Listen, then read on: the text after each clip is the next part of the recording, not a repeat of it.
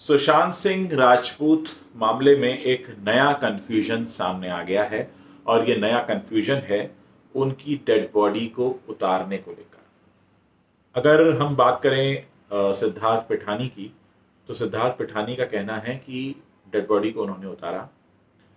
नीरज और केशव, ये जो कुक है, वो भी यही कहते हैं कि सिद्धार्थ पिठानी ने उतारा। वहां जो एम्बुलेंस आई थी, एम्बुलेंस लाने वाले अक्षय, वो ये कहते हैं कि उन्होंने उनकी बॉडी को उतारा। और इनके जो भाई हैं लक्ष्मण, वो ये कहते हैं कि मुंबई पुलिस ने बॉडी को उतारा।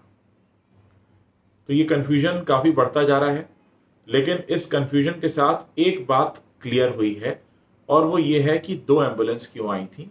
असल में जो एक एम्बुलेंस और आई थी, उसमें व्हील चेयर का कुछ प्रॉब्लम हो गया था, इस वजह से दूसरी एम्बुलेंस को बुलाया गया। और ये तय है कि जो वहां से एम्बुलेंस निकली हैं दोनों, उनमें से एक में सुशांत सिंह राजपूत की डेड बॉडी थी और दूसरी खाली थी। अब यहां पर एक और बात निकलकर सामने आ रही है धीरे धीरे, कि जो एम्बुलेंस ओनर हैं उनको किसी प्राइवेट नंबर से कॉल आ रहा है, जिसमें उनसे कहा जा रहा है कि आप इस मामले की जानकारी ज्यादा लोगों को ना बताएं। एक तरह से इनडायरेक्टली धमकाया जा रहा है। उधर बिहार पुलिस का भी कहना है कि उनको अनजाने नंबर से कॉल आया था और ये कहा गया कि इसकी जांच स्लो करो, नहीं तो मुश्किल पड़ सकती है। तो कहीं ना कहीं ये जो आज के डेवलपमेंट रहे हैं, आज हमने देखा कि दिशा सालियान की केस फाइल डिलीट हो गई या डिलीट कर दी गई या डिलीट हो गई है ऐसा बता दिया गया, और साथ ही ये भी बता दिया गया कि वो रिट्रीव नहीं हो सकती, और ये भी कह दिया गया कि पॉलिटिकल कनेक्शन है। तो कुल मिलाकर मामला ये है कि बहुत कुछ चीजें चल रही हैं, और जहां तक मैं अपनी समझ से इसको समझ पा रहा हूं, कुछ लोग जानबूझकर इसको उलझाने की कोशिश भी कर रहे हैं। कुछ तो मामला उलझा हुआ है और कुछ इसे उलझाया भी जा रहा है, ताकि किसी तरीके से इसको आगे लंबा खींचा जा सके। जैसे हमने देखा कि पहले पूछताछ, पुलिस की जो पूछताछ थी, वो 1.5 महीने तक चली, 6 हफ्तों तक। और 6 हफ्तों तक चली पूछताछ के बाद भी पुलिस कोई एफआईआर दर्ज नहीं कर पाई, ना ही किसी तय नतीजे पर पहुंच पाई। फिर बिहार में एफआईआर दर्ज हुई, बिहार पुलिस मुंबई आई, और एक के बाद एक, परत दर परत बहुत से झूठ सामने आते गए। और जैसे ही झूठ पर से पर्दा उठा और सच निकलकर बाहर आया, तो फिर कोशिशें ये शुरू हो गई कि किस तरीके से इस पूरे मामले को उलझाया जाए, आगे लंबा घसीटा जाए। लोगों के बयान बदलने शुरू हुए। सिद्धार्थ पिठानी ने पहले तो कहा कि हम तैयार हैं, बिहार पुलिस के साथ सहयोग करेंगे, और फिर सिद्धार्थ पिठानी गायब हो गए, फोन नहीं उठा रहे वो। मुंबई पुलिस को मेल लिख दिया कि परिवार मुझ पर दबाव डाल रहा है। तो बहुत सारी ऐसी बातें हैं। कहीं ना कहीं मुझे ऐसा लगता है ये जांच काफी करीब पहुंच चुकी है, और क्योंकि ये जांच काफी करीब पहुंच चुकी है, इसलिए कुछ लोग इसको घुमाने की कोशिश कर रहे हैं। यहां जरूरत होगी बहुत तेज दिमाग से इन चीजों को समझने की, कि कौन इस मामले को आगे बढ़ाना चाहता है, उलझाना चाहता है, और कौन वाकई में मदद कर रहा है।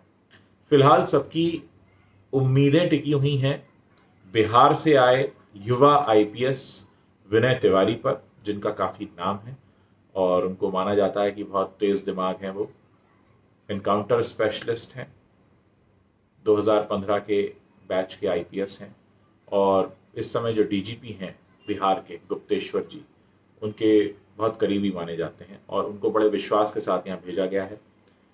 तो हो सकता है कि अब सोमवार से जितनी भी जांच हो रही है, दिन भर में जो भी पता चलता है, एक तो मीडिया को उसकी जानकारी ऑफिशियली दी जाएगी। एक ये भी पूरा मामला है कि मीडिया को ऑफिशियली जानकारी नहीं मिल रही है।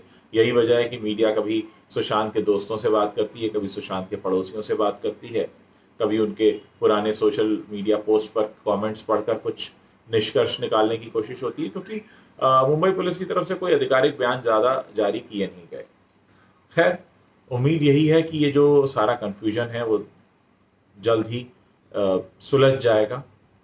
जाते जाते एक सवाल और है, मैं उस एक सवाल के साथ आप लोगों को छोड़ जा रहा हूँ। इनफैक्ट वो सवाल मैं सबसे पूछना चाहता हूँ, अभी तक उस डॉक्टर के बारे में कोई जानकारी नहीं मिल पाई है जिस डॉक्टर ने सुशांत सिंह राजपूत को मृत घोषित किया था।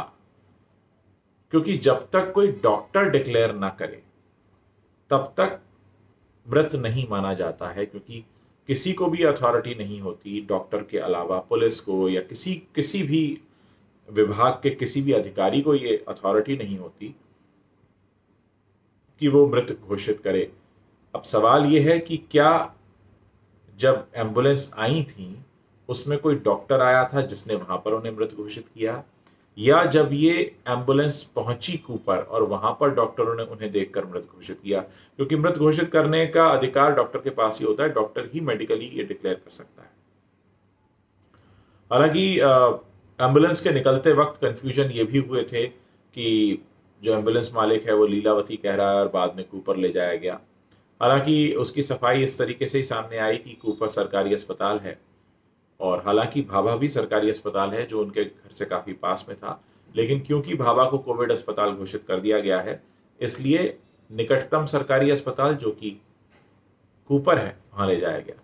फिलहाल एक से एक कड़ी जोड़कर देखने की ज़रूरत है। पोस्टमार्टम रिपोर्ट को लेकर भी बहुत सारे सवाल खड़े हुए हैं। लाश किसने उतारी, उनके शरीर को किसने उतारा, इसको लेकर बहुत सारे सवाल हैं। उम्मीद है आने वाले दिनों में कुछ नतीजा ज़रूर निकलेगा और कुछ परतें और खुलकर सामने आएंगी।